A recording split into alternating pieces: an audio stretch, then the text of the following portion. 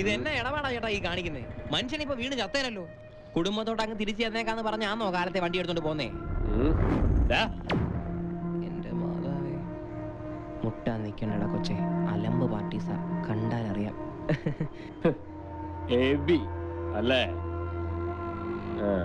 വിട്ടോണം, വിട്ടുപോയിക്കോണം റോസ്വില്ലെന്ന് ഇന്ന് തന്നെ. അതെന്റെ കളവാണ്. അവിടെ ഇറങ്ങി കളിക്കാൻ നിൽക്കണ്ട. എനിക്കത് ഇഷ്ടമല്ല. മനസ്സിലായടാ?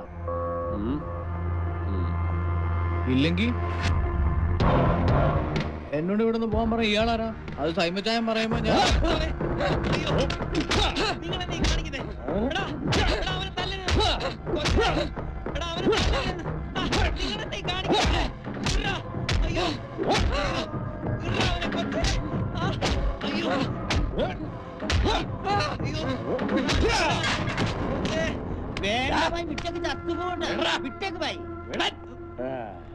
ഉള്ള ജീവൻ കായല് കളയാണ്ട കുടുംബത്തിൽ പോവാൻ നോക്കണം. പന്നിയുടെ മക്കളെ വൈക്കണ്ടൊക്കെ അവിടുന്ന്.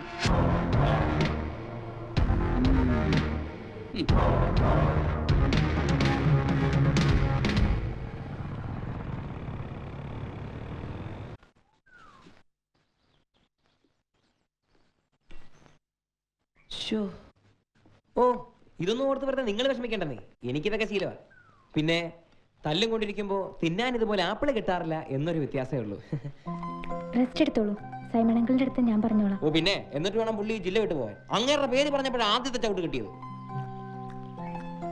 എന്തെങ്കിലും വേണമെങ്കിൽ വിളിച്ചാൽ മതി, ഞാൻ താഴെ ഉണ്ടാവും. ഏഞ്ചൽ,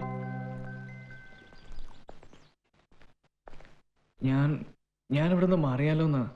വെറുതെ എന്നാത്തിന് ഓരോരോ പ്രശ്നങ്ങള്. പേടിയുണ്ടോ? അതുകൊണ്ടല്ല, നിങ്ങൾക്ക് വെറുതെ.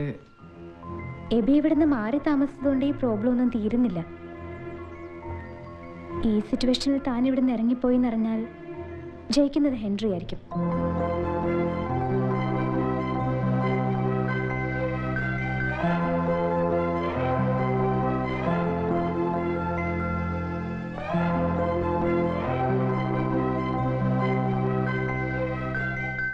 കർത്താവ് തമ്പുരാൻ കുരിശേ കിടന്ന കിടപ്പ് നീ ഓർക്കുന്നുണ്ടോ?